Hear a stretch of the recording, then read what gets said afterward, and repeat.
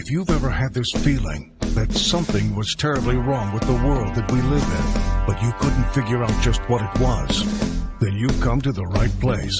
Secret societies, mystery religions, and the Illuminati have been controlling our reality since the beginning of time.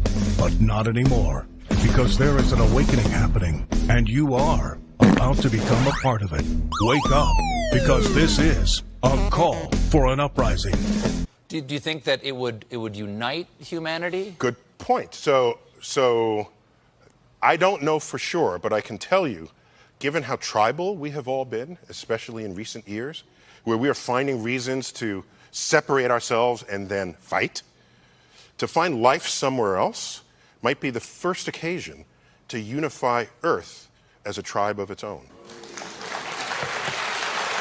Well, perhaps we need some outside universal threat.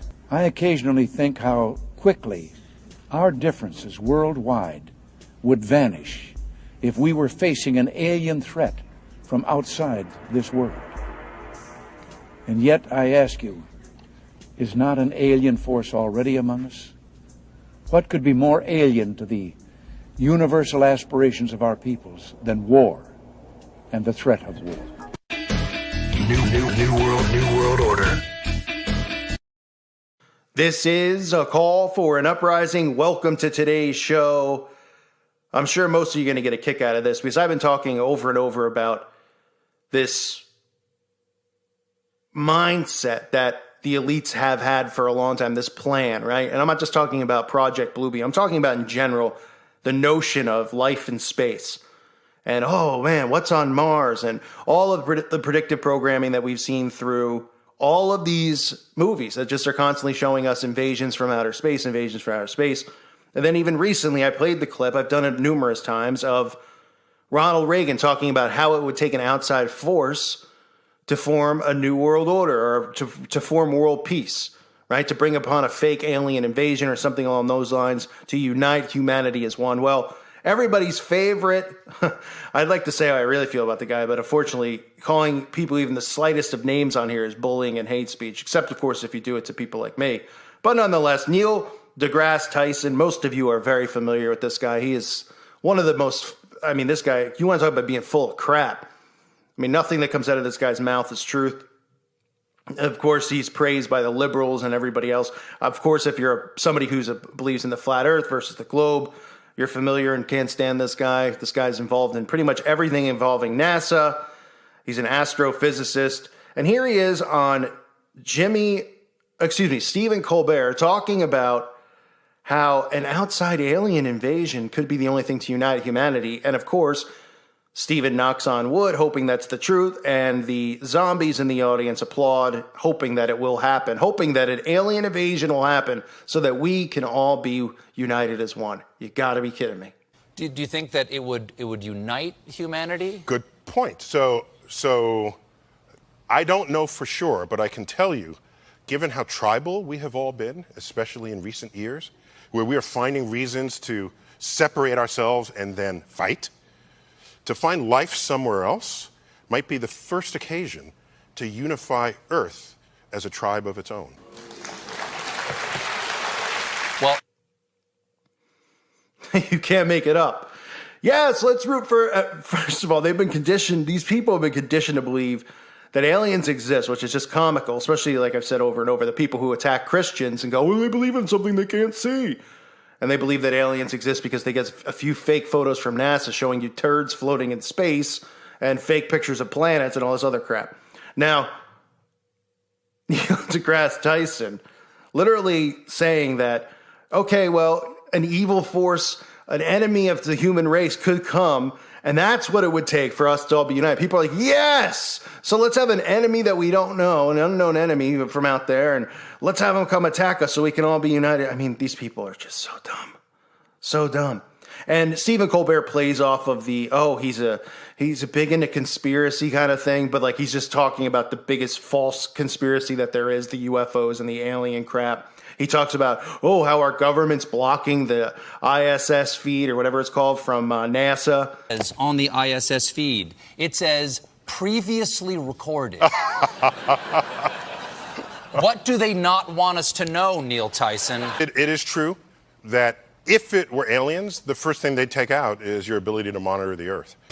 I'm not saying it is aliens. I'm saying if aliens wanted to, like, first poke into our situation, they would make us blind and not have us see what we're up to. No, I'm not saying the aliens are doing it. I'm saying that NASA is shutting it down so we can't see the aliens.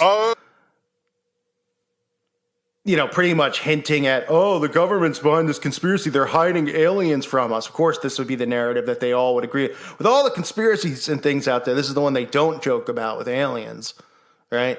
They joke about, you know, Pizzagate and all that other stuff, and they're like, that's just crazy stuff that's involving kids. They joke about kids all the time and eating them. Even have Colbert cracking jokes about, you know, the one, hopefully, you know, we can eat and be cannibal, you know, eat the aliens. I mean, the sickness, but we all know what these people were talking about.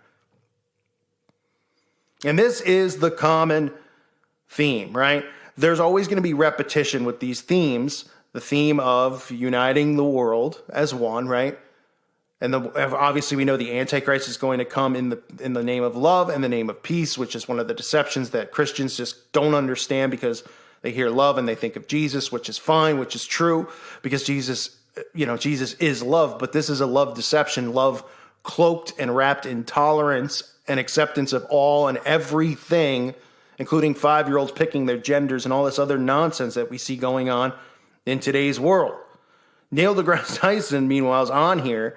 And this guy is another one of these guys, you know, which is part of this front, the Me Too movement, accused of sexual misconduct and all this stuff. It's funny how hypocritical all these people are. They're like, so-and-so, we have to blacklist him. He's never allowed to be on TV again. But, you know, they have to have Neil deGrasse Tyson out there because of what he stands for, which is, you know, pumping NASA, pumping life on other planets, mocking anybody who believes in anything other than what they're told from their science books. And, you know, just going over and over, making up just complete, utter nonsense. Neil deGrasse Tyson is probably one of the dumbest people to ever live, but he's also one of the smartest. Now, dumbest because the stuff that he says is completely nothing but utter lies, but smartest because he's just knows how to work people. And what he does is he works the audience. And the audience believes in all this crap that he says. He's got 13.5 million followers. So he's gauged into talking to all of his followers and continuing to promote NASA and promote, you know, space and promote life on other planets and saying we know that there's life on other planets and, oh, maybe the government's is hiding it from us. And then him saying, you think the government's smart enough to do that? I mean, it's an utter joke that this is even going on. Right? This is a job. Astrophysicist. Where are the aliens? Can somebody show me them? Oh, they're hiding it from us. Right. They're hiding it from us. And you even see him. Oh, happy see on his Twitter. He talks about the September equinox. Right. I mean, talking about equinoxes and solstices. I mean, you don't even get to a point with these people where they are rational. They're always just. It's you know, they speak and it's the same tactics that, and they're mind control tactics that like the Satanic Temple use. They like to speak in terms that you wouldn't understand. And then they'll go like, oh, we're not killing kids and we're not doing this stuff. You know, what we are is we're a political organization that values the equality, you know, and then people are like, oh, okay, that sounds like they're really good people. You know, they all do the same type of deflecting in how they present themselves and then always deflect with humor when it comes to anything that's questioning the narrative that they're pushing. Because that's the only way they can deflect. And like I said, you know, you go from Ronald Reagan talking about this. This has been the plan all along, was to create this. This is why when movies first came out, it was like what do you think? Somebody just suddenly was like, is there life in outer space in like 1940, 1930s, 1950s, silent movies? Also, oh, yes. And then we have Star Wars, Star Trek, you know, the things from outer space, Life on Mars, Independence Day, War of the Worlds, movie after movie after movie. Convincing people that there's life out there, and then all these people actually believe it because they're, here, look, here's a picture from NASA, right? And they don't understand that the whole goal of this is to bring upon a new world order and to unite nations and then to bring upon the Antichrist. But people don't want to believe that. You know why? Well, one, because people don't believe that God and the devil exist. They don't believe that an antichrist is to come because they've been completely brainwashed by the school systems, by fake science, fake history, and the fakeness that is our world. They've been pushed inside of a matrix that they believe is the way to live and operate.